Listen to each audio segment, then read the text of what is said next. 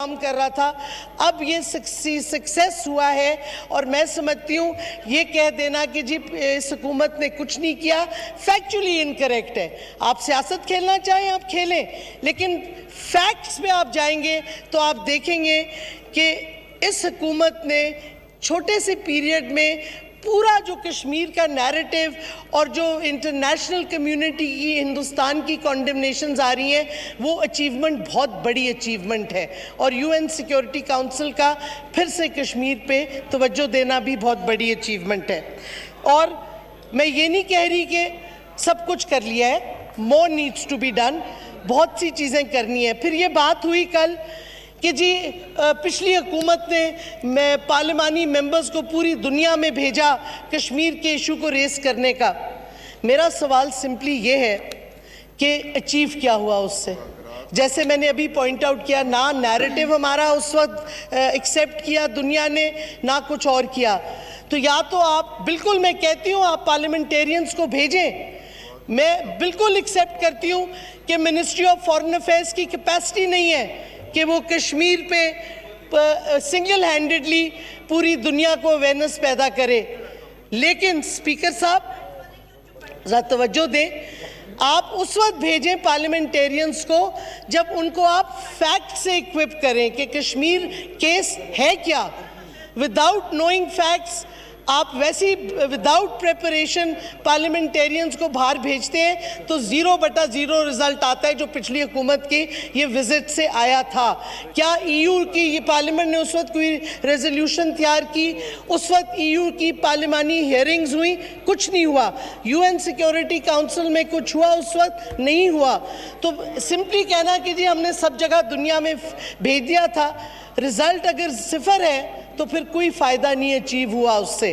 ہاں یہ میں بالکل مانتی ہوں کہ ہمارے پارلیمنٹیرینز کو ود انفارمیشن بھیجنا چاہیے، کیونکہ جیسے میں نے کہا فارن آفس کی کیپیسٹی لیمیٹڈ ہے، اور انفارچونیٹلی ہمارے فارن آفس کی شروع سے ایک یہ ٹریڈیشن رہی ہے، بڑی نیرو اسٹریٹ جیکٹڈ اپروچ۔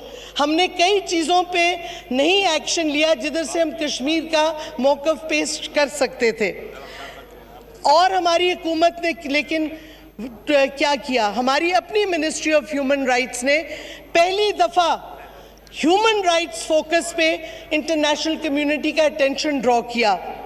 ہماری منسٹری نے U N human rights high commissioner کو خط لکھا کہ آپ U N human rights council میں جو کہ کشمیر رپورٹس میں سجیشن تھی کہ ایک انڈیپینڈنٹ انویسٹیگیشن کمیشن بنے، ہم نے لکھا لیٹر کہ آپ یہ کمیشن بنوائیں U N human rights council میں۔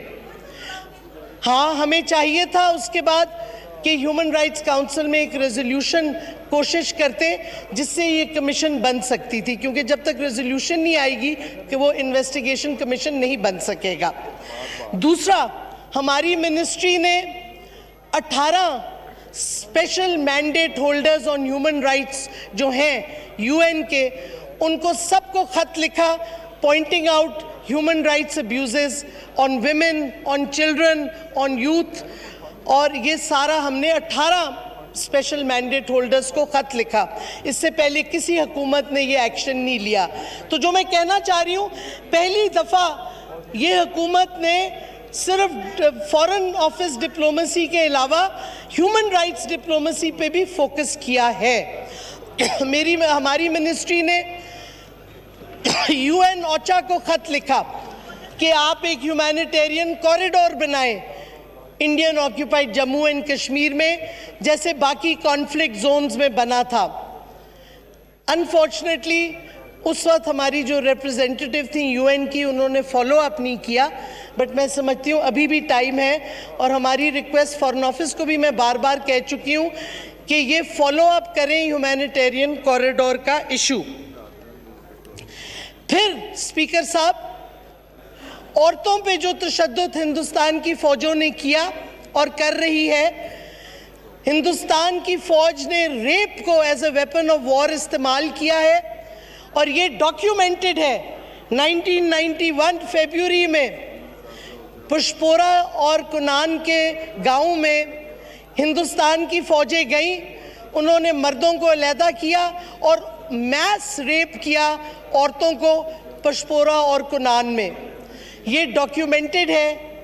پہلی دفعہ پاکستان نے آفیشلی ویمن لیڈرز کی کانفرنس جس میں میں گئی تھی, ریکیاوک آئس لینڈ میں, یہ ایشو ہم نے وہاں ریز کیا اور ہم نے کہا کہ جو آکیوپیشن فورسز اس قسم کا ظلم اور تشدد کرتی ہیں, جدھر rape as a weapon of war استعمال کیا جاتا ہے, ادھر اکاؤنٹیبلٹی اور پنشمنٹ ہونی چاہیے ان ملٹری اور سیکیورٹی فورسز کی, اور یہ وہاں ایکسیپٹ کیا گیا.